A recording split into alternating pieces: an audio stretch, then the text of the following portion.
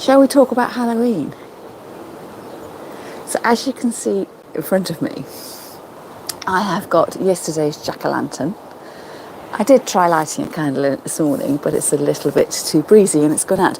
And I've also got a tray of some pumpkins I've had displayed on my kitchen table.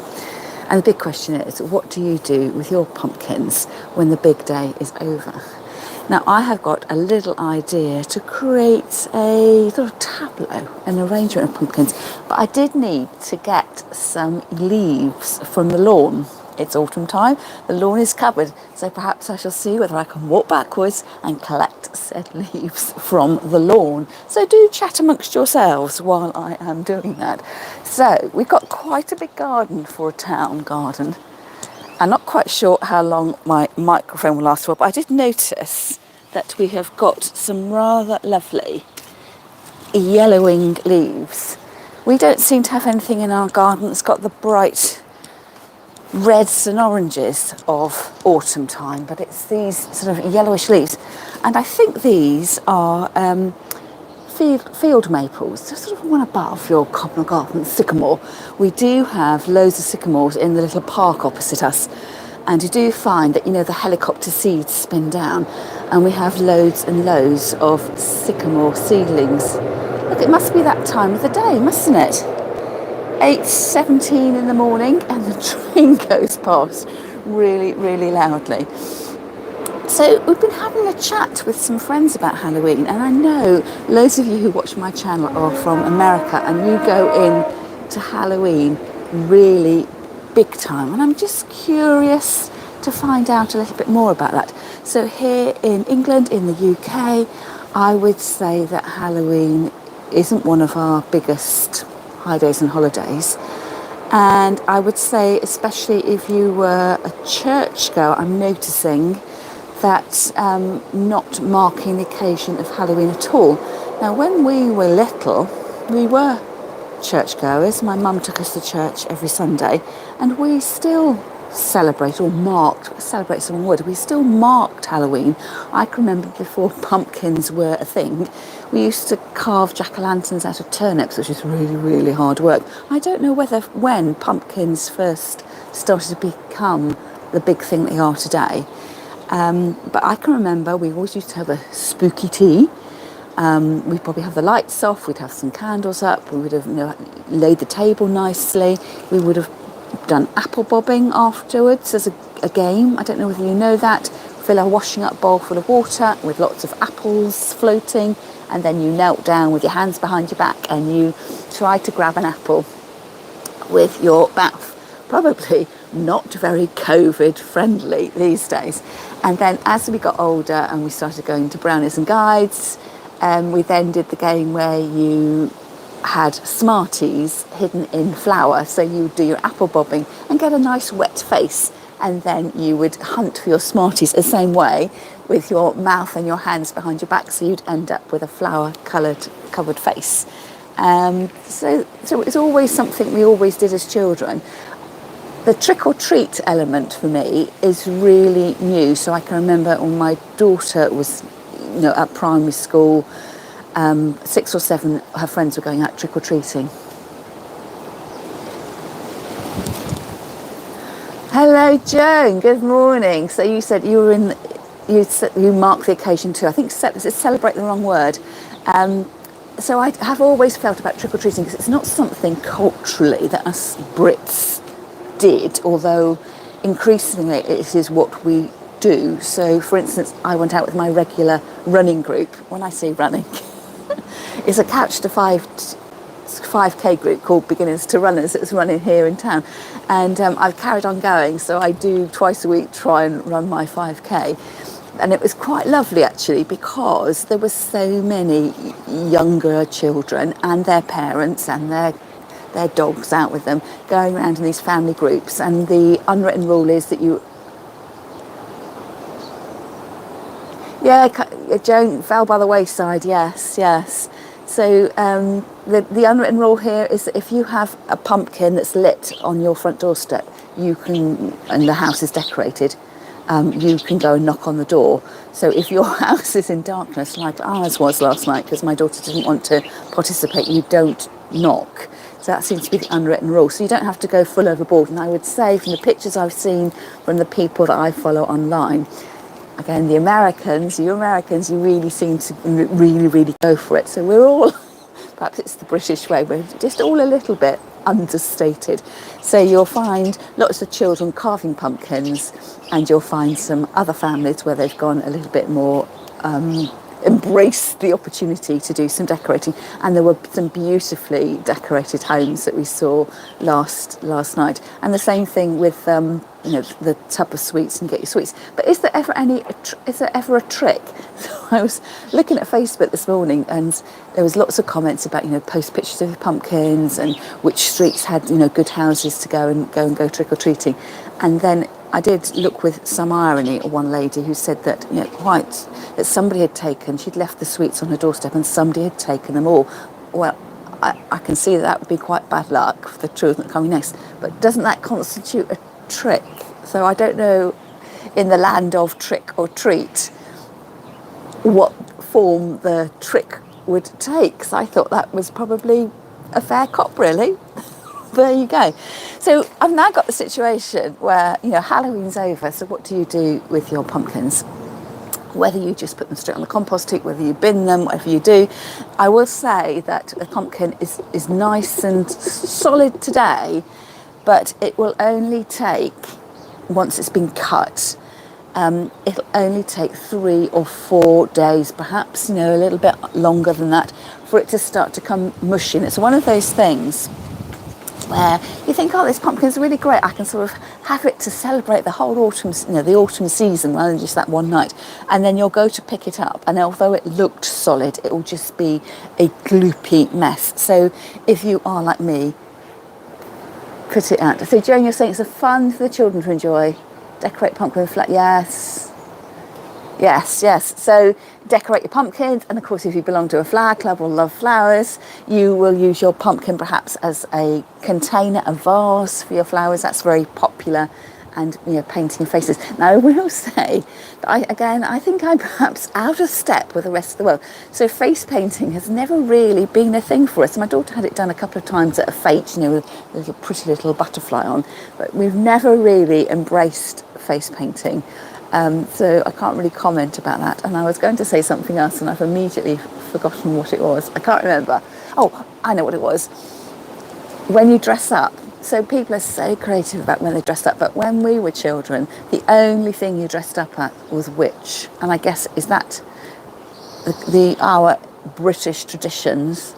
Sounds so horrible, doesn't it, when you actually think what the occasions mean in historic times. But the apple bobbing, I guess, has got some connection with when the witches were, I can't remember the word now, but when they suspected witches were tied to chairs and then put in rivers and things, and if they drowned, they were innocent, and if they lived, they were obviously witches. So it was one of those things, that poor women, that if you innocent, you died anyway in the course of being proven guilty. I don't quite know, but we only ever dressed up as witches, and we didn't have those. I can remember buying my daughter one of those sort of collapsible witches hats that you can put away from year to year. But we used to make ours every year, and I'm pretty sure, my memory is making them out of newspaper, but newspaper would be very thin, so I don't know whether we sort of wallpaper pasted several sheets of newspaper together first.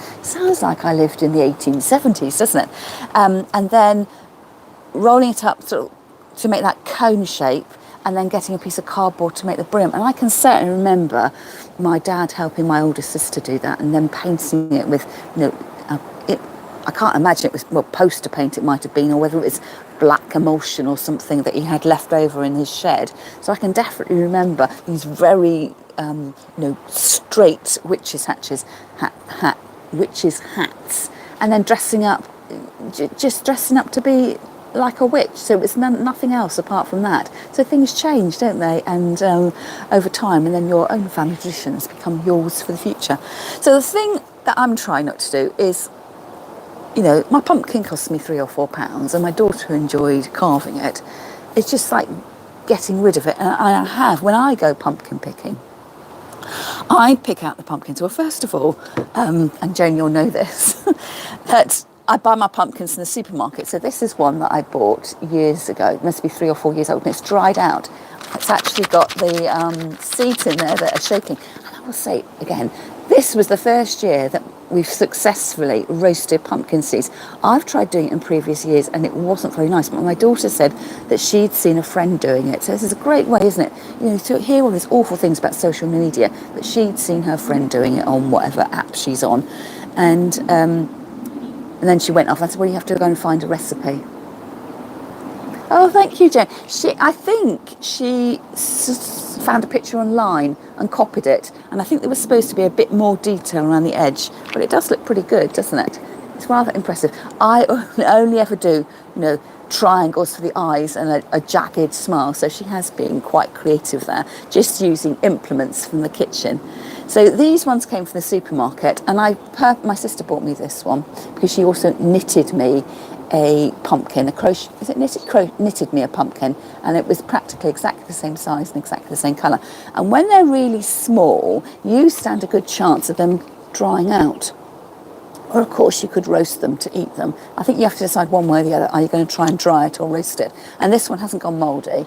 I painted it with spray paint and then it's chipped off over the time. I quite like that aged look. So I'm rather hoping that if I just leave this pumpkin somewhere where it's got air to circulate, it will dry out. So I have tried this with slightly larger squashes, perhaps I should call them, or gourds, and they have gone a bit mouldy. They get to about July the following year and they start going mouldy. But what I have had success with, and Joan, you'll recognise this because I know from the Facebook group, you've just made a decorative stem for your pumpkin.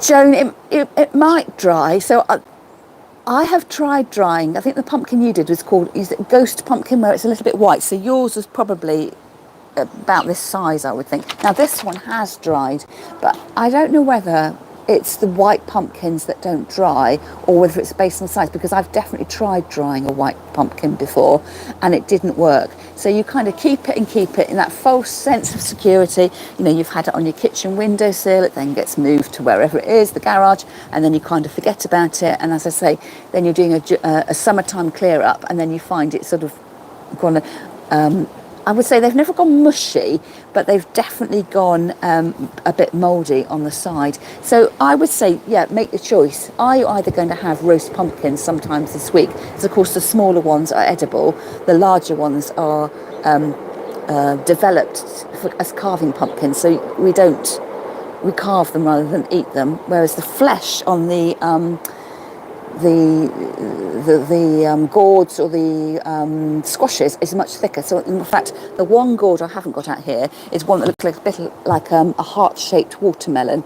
It's green and yellow, and I know that's going to have really thick flesh in it. So I've actually put that on my kitchen windowsill, decorative momentarily, because I probably will roast that one at some point. So they do last a long time.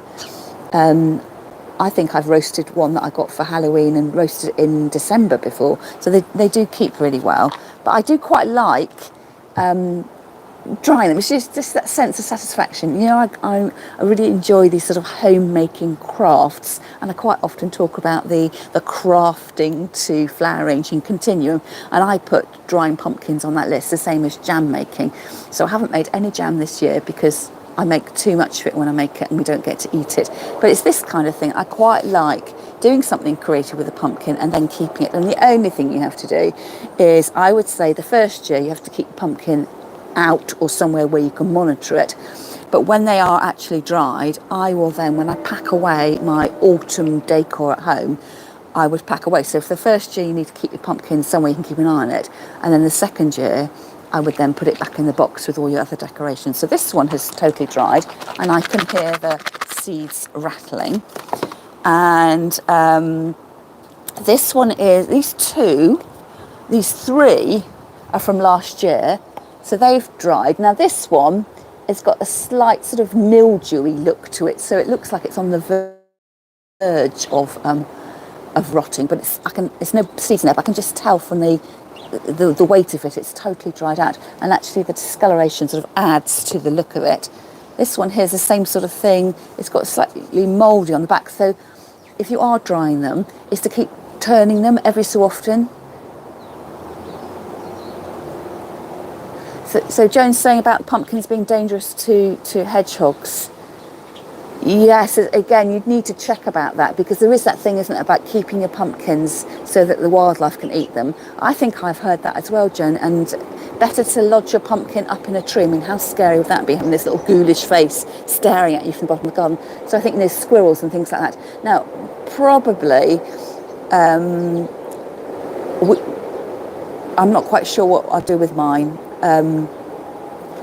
My husband is always the wildlife expert, so you can see me thinking here what he wants. So I think probably that the normal way things work in our house is I'll keep it on the patio table until it sort of looks like it's going over, and then I will just ask my husband, does he want me to put it in we have a brown bin that goes to the council compost heap, or does he want me to put it in our compost heap, or he might put ours actually.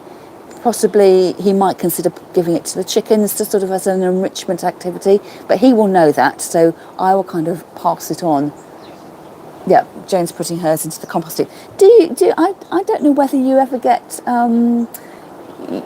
like a sort of local wildlife parks, do they ever want pumpkins? I know at Christmas time, we've got a wildlife park near Canterbury, and they have wolves, I think.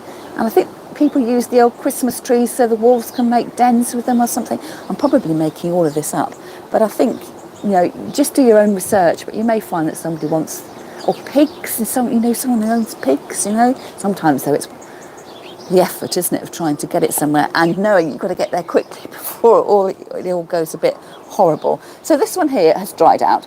And as I say, you need to keep turning them, because if the air's not if you've got it sitting on yourself like that, the air doesn't get to the bottom. So hence you kind of, every so often, you need to roll them over so that the bottom's got a chance to dry. Now this one, I don't think I ever did roll over. And when I came to pick it up from the shelf, I noticed it was on in my garage. It had gone all discoloured at the bottom. And I think this one actually might be slowly rotting. It has I was sort of thinking, oh, what was that? And I pushed my fingers through and it's got a hole in it. So it'll look all right put that way up, but I have been purposely having it that way up on my kitchen windowsill in the hope it'll dry out. But it does seem to actually, I think it's probably rotting, because the discoloration is it's spreading. And when I put my finger in there, it was a little bit moist. And actually, as I turn it over and look, it's got little sort of white spores in there. I might have to consign that one to the compost heap. This one here, the stalk fell off, so I hot glued it back on. I quite like the stalks. And then the ones I bought this year from the pumpkin farm, again, trying to keep them really small, so I like the knobbliness of that one.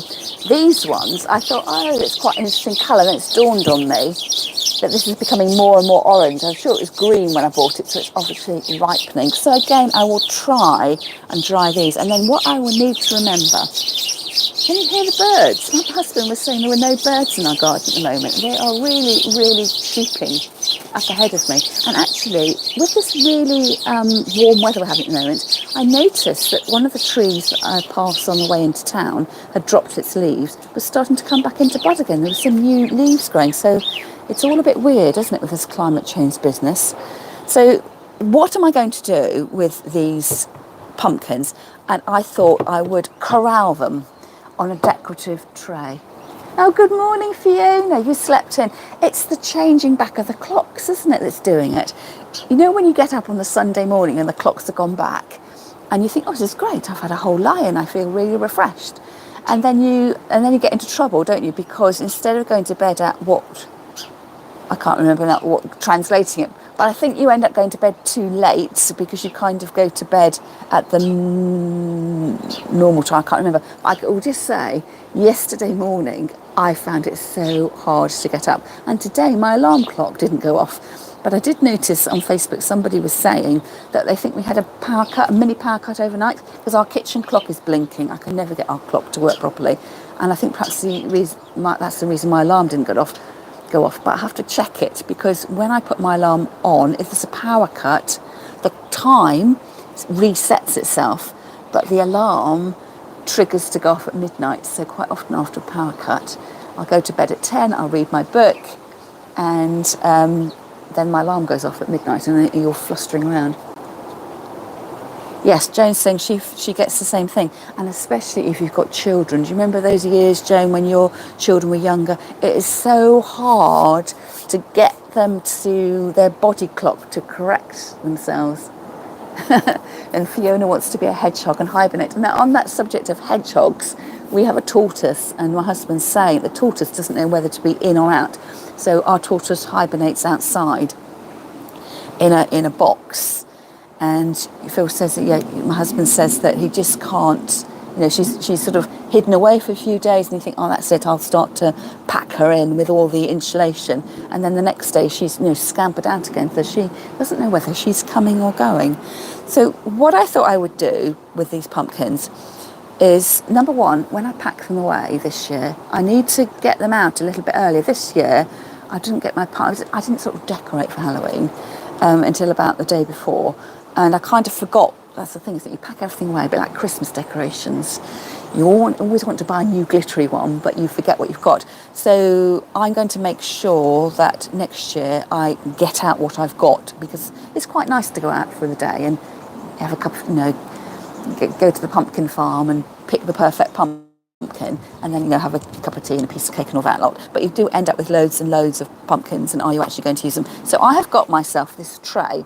So it's a charity shop find, cost me about £2. I reckon originally it looks like an IKEA kind of tray to me. So I thought I could still, actually my pumpkins look quite nice, just strewn around on the patio table, but they will rot if I leave them out here in the damp.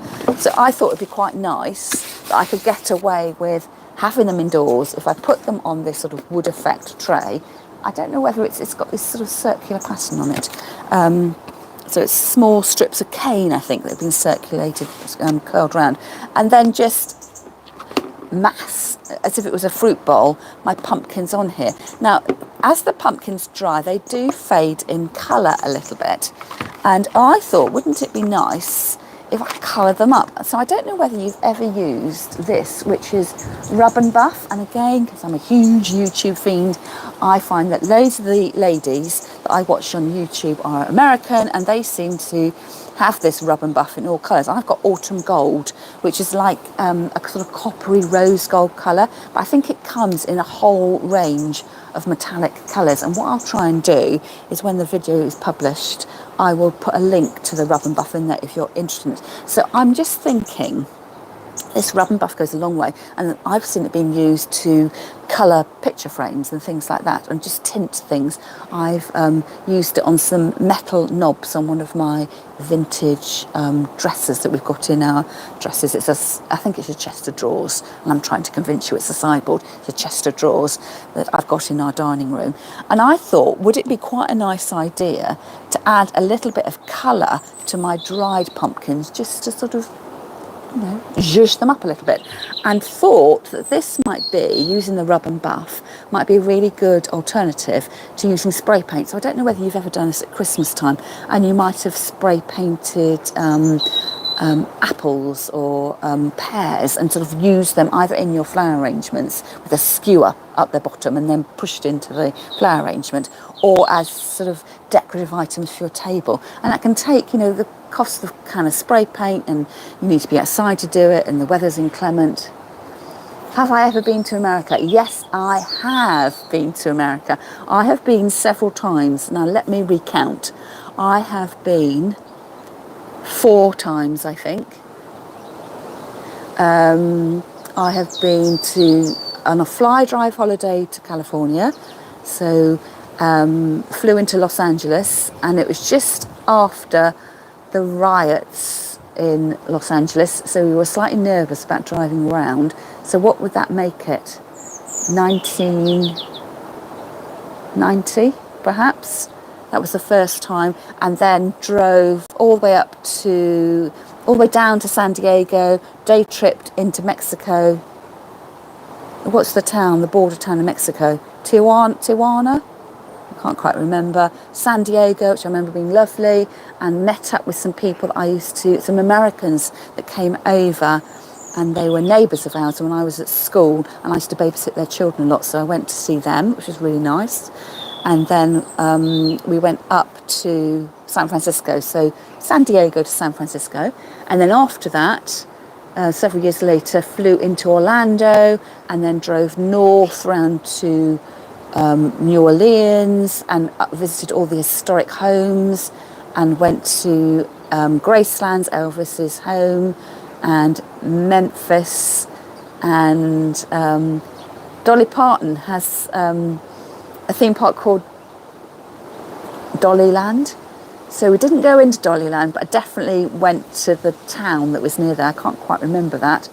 And then for my honeymoon, we went to New York for a long weekend and saw Les Mis on Broadway and saw Julie Andrews out on the street. And then we went back to Los Angeles because my husband's best man had emigrated to New Zealand, and the first or second time we went to New Zealand, we sort of flew the wrong way round. So we knew a lady from Faversham who was from Los Angeles, and she moved back to Los Angeles. And at that stage, we went and stayed in her house and had the most amazing time.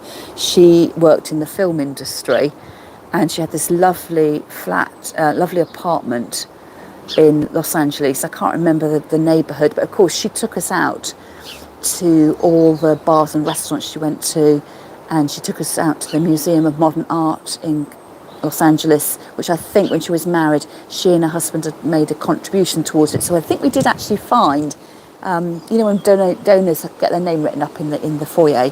So yes, it was wonderful. So yes, 4 times. Yes, I have done quite a bit of travelling. In my pre-motherhood days, I've done quite a bit of travelling. So yes, I thought I would use some of this rub and buff, which goes quite a long way. So I'm going to put it onto a little cloth, a little bit of a squeeze, and it does look like rose gold. And if I was to buy another, in fact I may well, but it's got quite a heady smell to it, a little bit like that sort of white spirit kind of smell. And then with the lightest of touches, it's just a tiny bit there, possibly that might even be too much, so perhaps I'll dot some off. And that's right, I've dotted some off. And then slightly nervous, or perhaps I'll put a little bit onto the stem, so it just sort of colours it up. And it's one of those things you sort of brush it on and then wipe it off. So I don't want to be too heavy-handed because I've hot glued the stalk back on, but it just gives a little bit of a glisten rather than being a full-on spray paint look. And I thought what I'm doing is going down the lines of the pumpkin. And it is quite smelly, so it's probably quite a good idea that I'm doing this outside. So you probably won't be able to see that, but it just gives it a little bit of a lustre. And I thought what I could do is, as well as collecting my leaves from the garden, my maple leaves, when we went to Scotney Castle in half term last week, the National Trust property, I picked up some oak leaves, which were, oak trees come in all different varieties. So this is sort of slightly more angular oak. So I picked them up on a dry day and I pressed them in one of the books that I bought from the National Trust second-hand bookshop. So it only took, a couple of days for them to flatten out. And I thought I would perhaps do the same thing here and just touch up the leaves just to give a bit of a glisten. So I have done this with spray paint before. I don't know whether you've watched the Facebook Live. I think I did it in the Facebook Live. You have to search back. So the free Facebook group is Flowers Start World, and again I'll leave a link in it to the group when the video is published. But sometimes I've got autumn leaves. I string them onto a piece of cord with those tiny clothes pegs, clothes pins I think you call them in America, and then we've got 2 lights in the kitchen. I kind of string up like a little bit of bunting and have these leaves coming down there. So it's about being a little bit creative with things that you've got from the garden. So you could hang them up au naturel, or I've previously put them all under a piece of paper just so the tips showed, and then spray painted, so you've got this really distinct line, natural leaf, and then a line of gold or bronze, whatever you want to do. But I did wonder that as I've got this rub and buff, whether I could put a little bit of rub and buff on them just to give that little bit of yes, it is live, Sue. Hello, good morning. Yes. As long as I see the question ping up, I will answer. But of course, every time I look down, the comments disappear, and I don't get to find them until the video has been published. So that was just my little rub and buff escapades. So with the pumpkins, I'm just going to tumble them into my bowl, keep an eye on that one because I think it's going to rot, and then add in the leaves around it. And I think sometimes when you're adding the leaves, I thought perhaps some branches in here would be nice as well. So perhaps when I walk into town later, I walk down a little streamed area, a sort of a wooded walk with a stream, and there's normally lots of, especially after the wind we had last night, there'll be lots of small branches and twigs that will have fallen down, especially if they've got lichen on them, to sort of build up my little mass. And then when I come to put the leaves in, I think the best thing with leaves is almost to let them kind of drop. Acorns would be good, but I would say acorns have disappeared. I was too late this year. So do you remember that I posted the video that I did a flower festival, which must have been the first weekend in September, possibly the second weekend, and I did go out and I picked some oak branches that had the acorns on them, were absolutely massive, for an acorn, and I thought this will be really good. And one year what I did was I collected loads of unusually shaped acorns, and I glued the acorn nut into the little hat, and I thought these would be really great for Christmas. And I didn't take account of the fact that once I put them away into a plastic sealed box, that they started to sweat and they came out really, really I got your question. They went mouldy. So I thought this year, I noticed my sister had put in our little family chat group that she had collected acorns, and I thought, I ought to do that. So I told her to hot glue them together so they didn't fall apart. But the time I went out searching for acorns, they had, the season was over. So I guess the squirrels have been at them. I think I've noticed in the New Forest, they let the pigs out. The horses roam all the time. The pigs roam in the autumn season, so they feed on the acorns. So Fiona was asking how I dried the little fresh pumpkins.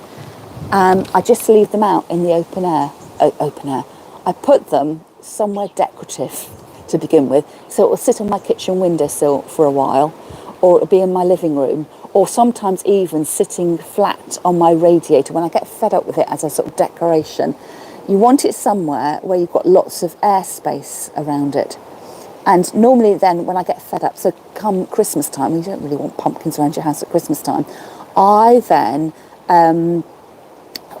put it in my garage, and my garage is my workshop, and I just put it on a shelf. But you will need to make sure that every so often, maybe every couple of weeks, you just sort of turn them over, because if it's sitting on its bottom, the air isn't getting to dry out, and that's every time they've gone mouldy, it's been on the bottom edge that it's mouldy. So I sort of look at them and think, oh, aren't I clever, I've dried a pumpkin. And it's not until I turn it over and I think, oh, it's only half a pumpkin because it's all gone rotten underneath. So pick a small one, I would say. And we can get these munchkin pumpkins in our supermarket. But if you've got a farm shop near you, you might be able to get some that are slightly more decorative. So this one, that I was surprised that dried, because in previous years one that size hasn't dried, but this particular one did. But that is why I have chosen all my little decorative pumpkins as being, that's the size of a pear, isn't it? So that size I have had success with.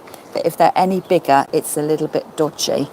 And they do turn out really nicely. So I'm going to sit here. I'm probably going to go back indoors. The wind's getting up a little bit, but everything's a little bit flat on the tray, so I need to lift it up a little bit so it looks more interesting and more inviting, more as if I'm having a banquet. So I might, I have actually got some dried moss. Do you remember when I took my, I sort of tried to save my spring flowering bulbs, and some of them I'd wrapped up with the Kukadama moss, with sphagnum moss. I saved that in a paper bag, so it may be that's the time to bring that out. So lots of natural things, a bit like when you went to primary school and you had a little nature table, but arranged for decorative effect. We're talking fully souped up fruit bowl really, and just layering it on so that it all looks purposeful. Yes, Halloween is gone, but let's now move on to marking the whole of the autumn season. And then probably next week, as I was picking these up, I thought, well, how about, why don't I, with the leaves that have got the long stems, I'm wondering, this is the wreath that I made with the flowers in the garden, whether to make an autumn wreath by tying the leaves on. So that'll be a project that I'll see you for next week. So I'm going to have to remember to perhaps take a carry bag into town and sort of do the council's job for them and scoop up loads of leaves, especially if they've got the stems on them, and see whether I can repurpose those. So then they'll spend a little bit of time on my tray being decorative, and then if I get enough, I may think about adding them onto a door wreath. Obviously they're going to dry out and shatter over time, but it's sort of capturing a little bit of nature while you've got it before you move on with the rest of your life. And that's why I like marking the occasion of Halloween, and I like marking the occasion of bonfire night.